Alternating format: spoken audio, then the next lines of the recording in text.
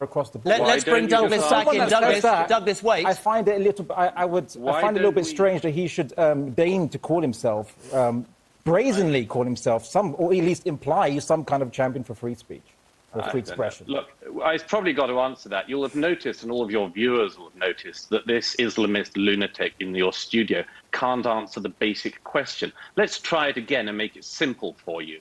Why don't you say whether or not you are completely condemning of any violence against Salman Rushdie or anyone else who is deemed to have said something heretical? Why don't we start with the basics for you? Welcome to Douglas Murray Speaks, where we showcase the best of Douglas Murray spitting facts and taking names. Strap yourself in and get ready as he lays waste to the obfuscations of a, as Douglas puts it, Islamic lunatic. Watch Douglas pursue him mercilessly as he attempts to downplay and dodge the issue of the horrific attack on Salman Rushdie in August of 2022, in which Rushdie was stabbed no fewer than 15 times by a deranged Islamic extremist with links to the Iranian regime. Next, Douglas provides the background to the case and how it exemplifies the West's slow but steady capitulation to the forces of Islamicism and intolerance. When the Ayatollah called for the murder of Salman Rushdie, people on the left and right of British politics and of British culture made excuses for the fatwa. I'm sure we'll hear some excuses today.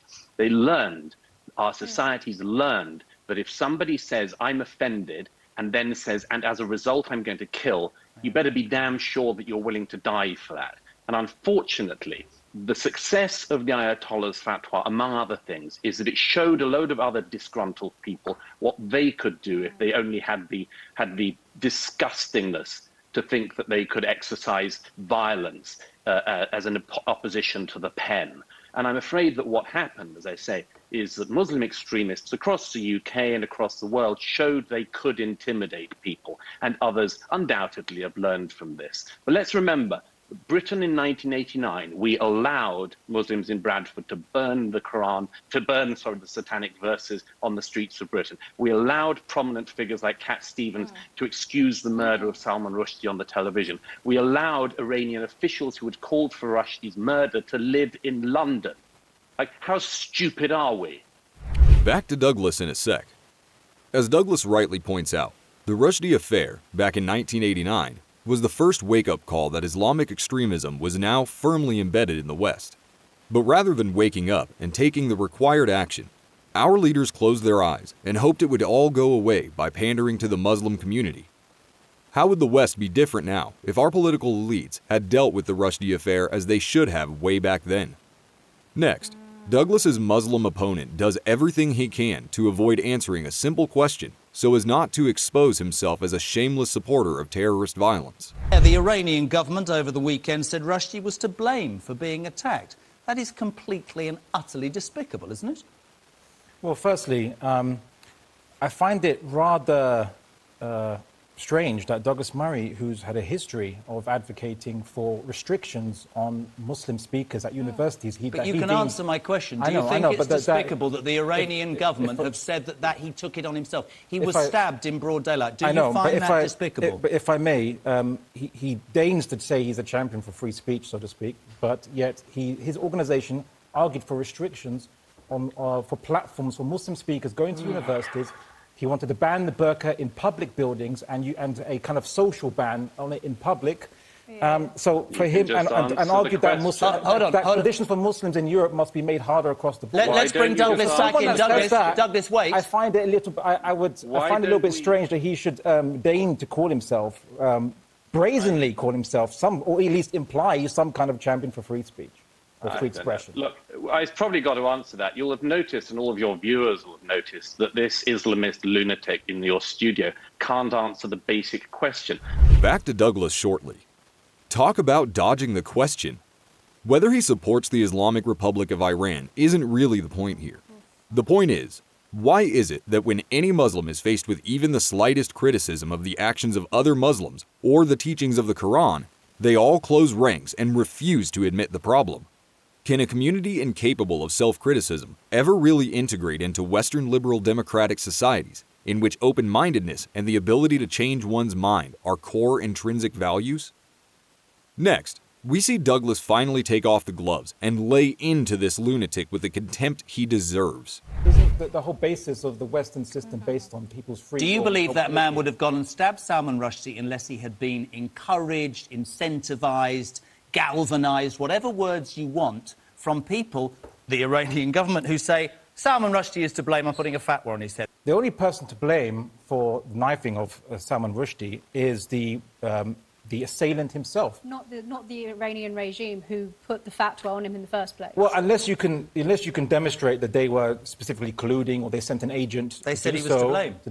He was in communication with the Iranian Revolutionary Guard. That's their opinion, right? But I'm only here to talk about, if you're asking me who's to blame, I say the assailant, much like Douglas Murray said that the Christchurch killer, the one who massacred the Muslims in the mosque, only the killer was to blame, not those who radicalized him into viewing Muslims as a threat to the West. What you'll find is that if somebody put millions of dollars on someone's head, yours, for instance, or mine, and somebody then attacked us, you would think that the person who had put millions of dollars on our head would bear some responsibility. But because you're such a dishonest weasel, you're not even willing to do that. You're not even willing to do the basic thing of condemning the attack. Sticks and stones, Douglas Murray, sticks and stones. Why don't we You need to demonstrate that the person was motivated by the reward. We'll be returning to Douglas shortly. Really incredible to see such a wanton display of stupidity here. If I offer to pay a hitman $1 million to kill someone, am I not fully culpable for that person's murder? No person can be this naive. Is there some underlying motive for him to refuse to own up to the reality of the situation? Is the Islamic concept of taqiyya, or lying to non-Muslims as a means of furthering the aims of Islam, at play here? Finally, Douglas steps up to the plate and shows us the only sane way to approach issues such as this: to stand up without compromise for the values that make the West what it is. Is there any limit to free speech? And I'm rather disturbed we're still discussing this. It's 3 decades and more since the Satanic Verses affair.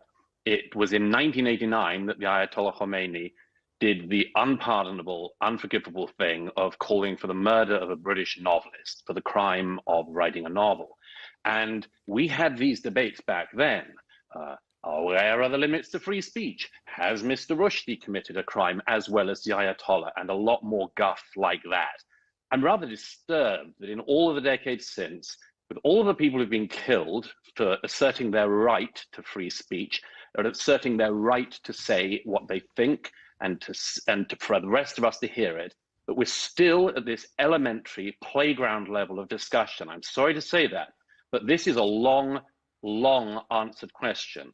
Our societies have perfectly good incitement laws in place. The rest of it, I'm sorry, no, we're not adapting our own speech codes. We're not going to make ourselves more sensitive to people who famously burn books that they can't even read. I mean, the Ayatollah Khomeini had never even read the Satanic Verses when he asked for Muslims around the world to kill Salman Rushdie. It's an unpardonable thing that has happened. It is extraordinary to me that we're still having this discussion. Mm-hmm. We had the same discussion 7 years ago when the cartoonists of Charlie Hebdo were being murdered. We had the same discussion in all of these decades, and it's Muslims and non-Muslims who've been attacked. And we in the West still have this pathetic discussion about, oh, what are the limits of free speech? Really, we've got to get better than that.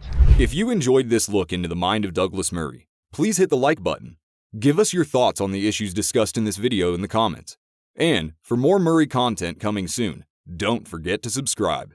Alright, so there was a man that was attacked on stage, and they asked this question that, what do you have to say? They asked the Muslim man. The Muslim man was just gallivanting, he was not straight to the point.